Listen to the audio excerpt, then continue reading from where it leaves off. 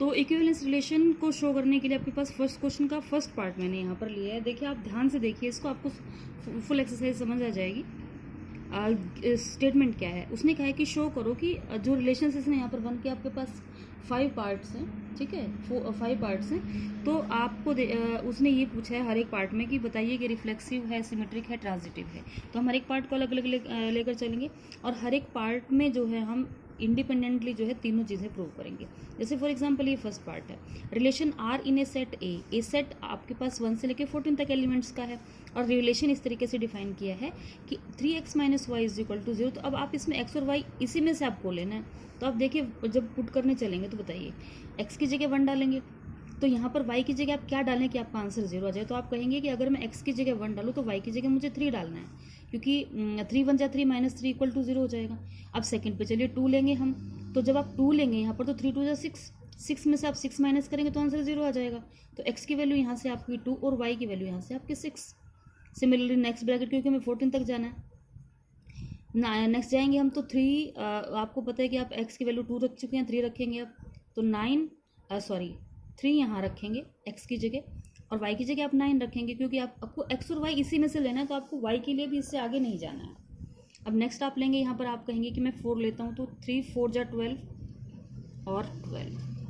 अब 5 आप लेंगे यहाँ पर 15 आ जाएगा, बट 15 यहाँ पर है नहीं तो y की वैल्यू 15 ले नहीं पाएंगे, तो आपको इसको यहीं जो है वो कंप्लीट फिनिश करना पड़ेगा। तो अब आपके पास रिलेशन जो है वो देखिए टेबुलर मेथड में आ गया है। तो अब आपको ये प्रूव करना है कि ये जो रिलेशन आपके पास आया है ये रिफ्लेक्सिव, सिमेट्रिक और ट्रांजिटिव है क्या। रिफ्लेक्सिव की बात करते हैं।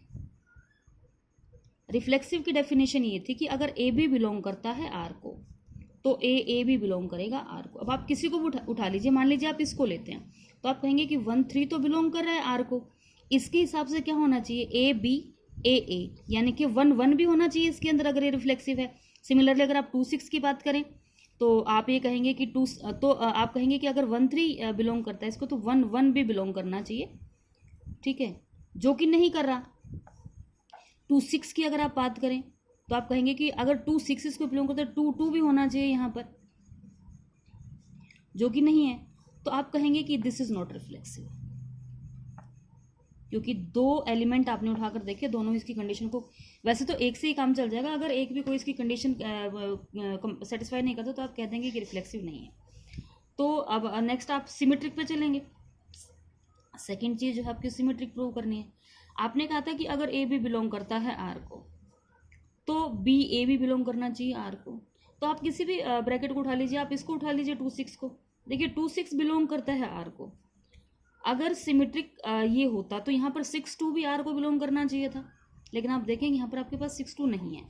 सिमिलरली अगर आप कहें कि मैं 4 12 को उठा लूँ, अगर ये आर को बिलोंग करता है तो 12 और 4 को भी आर को बिलोंग करना चाहिए। सिमेट्रिक तो तभी होंगे जब ए की जगह बी और बी की जगह ए आ जाए, बट ये नॉट सेटिस्फाई नहीं कर रहा है तो आप कहेंगे नॉट सिमेट्रिक। सिमिलरली अगर आप ट्रांजिटिव पे चलें तो देखिए ट्रांजिटिव की तो थोड़ी डेफिनेशन थोड़ी सी वैसे भी लंबी है, तो देखेंगे हम। देखिए 1 3 बिलोंग कर रहा है, तो अगर मैं कहूँ कि मुझे ए बी बिलोंग करता है और बी सी बिलोंग करता है तो ए सी बिलोंग करना चाहिए।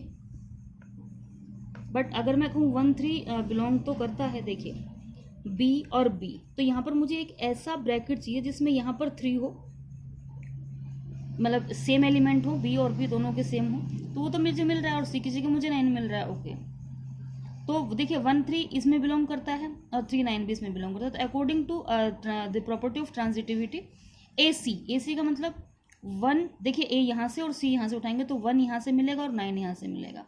तो अकॉर्डिंग टू द प्रॉपर्टी आपके पास 1 9 भी इसको बिलोंग करना चाहिए, बट अगर आप अपने रिलेशन में देखें तो 1 9 आपके पास है ही नहीं, तो फिर इसका मतलब ये है कि ये ट्रांजिटिव भी नहीं है। तो बस आप इसको ये से प्रूव करके लास्ट में लिख देंगे, so the relation is not an equivalence relation.